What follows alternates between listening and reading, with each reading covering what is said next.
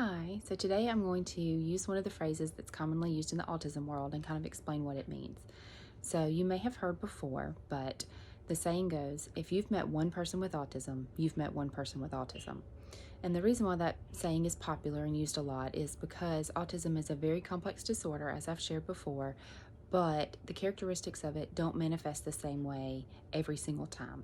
So there's certain common things that we look for with autism, and like I said, with the DSM-5, when they diagnose it, they're looking specifically at social interaction, social engagement. They're looking at repetitive restrictive interests, but they don't look so much at like things like eye contact, or they don't look so much at things like, they don't vocally speak to someone.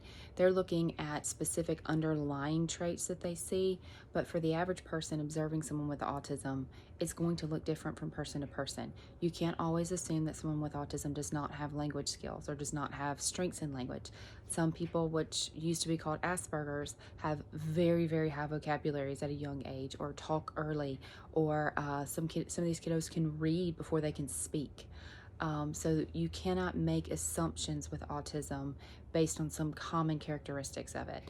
Now, as I've said before, I hesitate to use words like common and, the prevalence rates and stuff like that. I mean, we have to have some generalities to kind of get a concept of explaining it to others, but every single individual with autism is an individual with autism, and those traits and characteristics may look very, very, very different. And so that's why that phrase is used a lot. And so I just caution you to be careful when you meet someone with autism to remember that. They may have some similar traits of others with autism, but they are still a very unique person, just like anyone else is very different, unique in their own way. Autism doesn't make them a cookie cutter mold like everybody else with autism. So